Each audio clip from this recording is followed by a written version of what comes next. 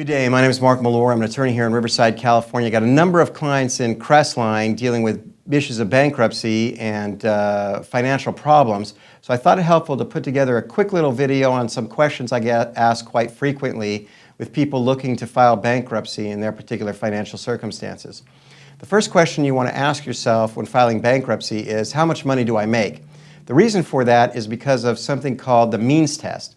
The means test was a test instituted a number of years ago in the bankruptcy code, which asks what is your gross median income or your median income after dependents, after deductions, and does that fall above or below the statutory median income provided for in California under California statute. If it falls below the California median income, then you are qualified for a Chapter 7 bankruptcy and you can file Chapter 7. If not, you're relegated to a Chapter 13.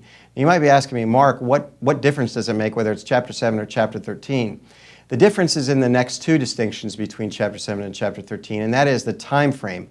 Chapter 7 is completed within 90 to 120 days. A Chapter 13 bankruptcy, however, takes 3 to 5 years to complete. You might ask, why the heck is that? The reason for that is the next distinction, which is in a Chapter 13 bankruptcy, you're repaying a portion of the debt to your creditors, whereas a Chapter 7 bankruptcy, you're discharging all your debt to your creditors.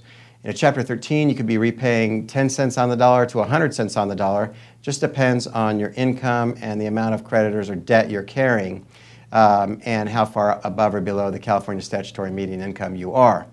Chapter 7, no repayment of debt. It's all discharged because you qualified with the means test and it's all gone. So those are some of the distinctions.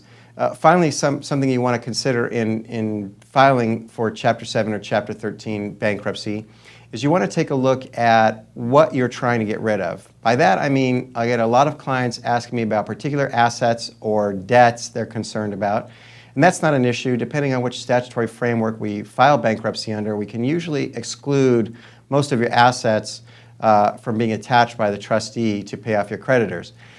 That said, you want to make sure that you declare all your creditors and all your debtors or all your assets in the bankruptcy. And the reason for that is there's a number of little declarations you make in filing bankruptcy that you're declaring you are filing and disclosing all your assets and all your liabilities when you file bankruptcy.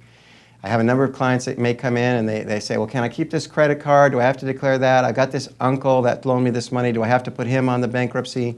The answer to that is yes. You've got to declare everything. You've got to be upfront and truthful with the bankruptcy court. But assuming you are, and assuming we can use the statutes to discount a lot of those assets from attachment, then you should be okay. If you have some particular concerns or some circumstances you want to discuss, feel free to call my office and I'd be happy to talk with you about those.